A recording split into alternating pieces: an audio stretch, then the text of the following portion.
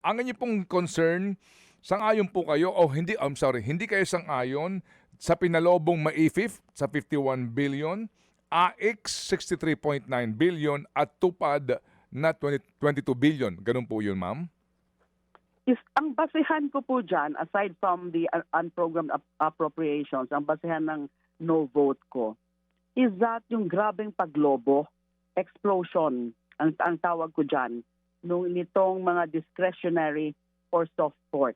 Alam naman natin, yung increase sa AIX naging 63.9 billion, yung MAI 51 billion, tupad naging 22 billion. Now, of course, merong general provision dito dun sa BICAM. Nakalagay doon na bawal yung political interference, lalo na sa mga distribution. Bawal yung present, yung mga politiko sa mga distribution. Pero, siyempre, titingnan pa natin kung ano ang yung effectiveness ng ganyang mga prohibition. Na lalo na, wala namang karampatang sanction or penalty sa mga ganyang pagbabawal. Hindi ba pag mga election period, campaign period, Ted, ay pinagbabawal din dapat yung mga ganon, yung mga tarpaulin, tapos yung mga presence ng mga politiko sa mga pagdidistribute. Pero hindi naman nasusunod yun. Marami yung mga nagba-violate. And then meron ba mga pinaparusahan?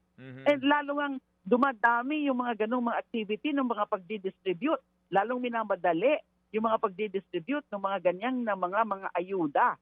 Kasi nagiging in aid of election. Now, sana bago tinaasan yung mga ganitong mga ayuda, mga cash, mga financial assistance, ay tingnan muna natin kung paano ini-implement ng ganon na wala talagang interference, political involvement ng mga politiko, elected officials. And purely, ang nagpapatupad nito, yung mga concerned agencies like DSWD. Yun ang dapat makita natin muna bago ito na mga tinaasan. Lumobo pa Lumobo pa as increase from the House version. So kaya nangangamba ako dyan na imbis na unti-unti natin, gradual, na inaalis yung mga ayuda program na perpetuate ng patronage, ng political patronage, di ba? Ay lalo tuloy inaano nito. Yung dapat dapat meron talagang tunay na institutionalization ng mga programang ganito na totally wala ang involvement ng mga politiko.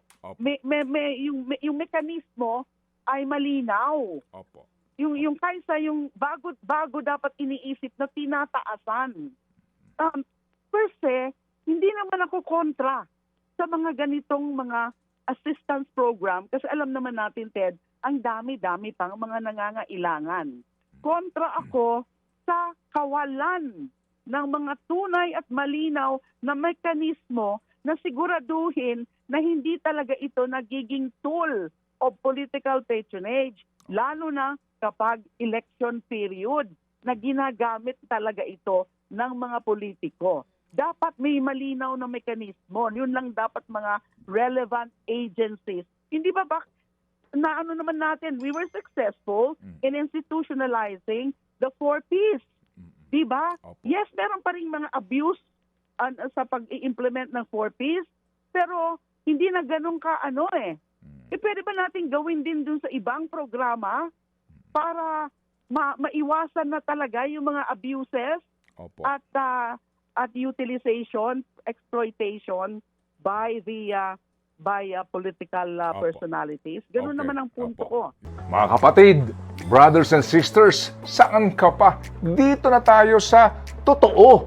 Dito na tayo sa True FM. Mga kapatid, mag-subscribe and follow po kayo sa social media accounts ng True Network PH. Yan po kami, hanapin nyo lang True Network PH, Facebook, Instagram, YouTube, TikTok, and podcast. mapa Apple or Spotify man yan, mahahanap nyo kami. Lahat ng mga napapanood at napapakinggan nyo po sa programa, nasa social media accounts namin yan. So, paano mga kapatid? See you sa social media!